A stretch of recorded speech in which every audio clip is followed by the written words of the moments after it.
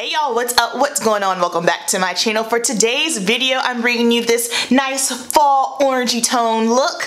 I used the 3502 Morphe palette. For some reason, I can't find it on Ulta or on Morphe's website, so maybe it's discontinued. If so, my bad, didn't realize. However, you don't gotta use this palette. Use whatever you have, alright guys? So if you like me, like videos like these, give me a thumbs up, subscribe to my channel so that way you don't miss me in my videos. Let's go ahead and get into the tutorial. Alright, starting off with the Urban Decay Primer Potion and Caffeine.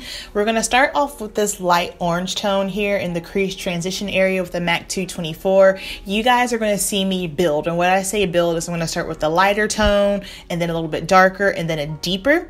Next up, going in with this burnt orange with it's a Morphe brush, I can't remember, but I'm just building on top of that. The reason why I like doing that is because it brings more dimension to the eye, and also it's going to help with the blending. It's going to make your blending way smoother.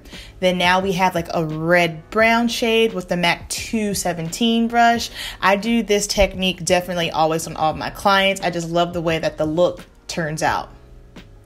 Now we're going to take a definer brush. We're going to take kind of like maybe like a mauve-y brown tone. It has a little bit of a purple undertone, but we're going to put this right here on the outer corner. Then after that, we're going to build again, taking this brown shade here, and we're going to place that right on top of the same defining brush.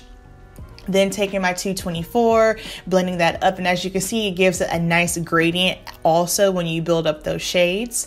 Now with a pencil brush, I'm going to take this orange shimmer tone here. I'm using the pencil brush because I wanted to make sure that I was very, very precise getting it at the inner corner. Then after I get it in the inner corner, I'm going to pull the shimmer tone all the way to the center of the lid. Then once I have it in the center, we're just going to blend that outer and the shimmer color together. Next up, taking this shade here, we're going to put this on the brow just to kind of brighten and furthermore blend out the orange tones. And last but not least, we're going to use this brown tone here for our waterline to act as our eyeshadow. And I don't want this too blown out. I want it as close to the waterline as possible. And then for the top, we're not going to do anything thick, just a nice fine liner. And then going in with Fenty Beauty Stunna Lip Paint and Uncuffed for the lip tone today.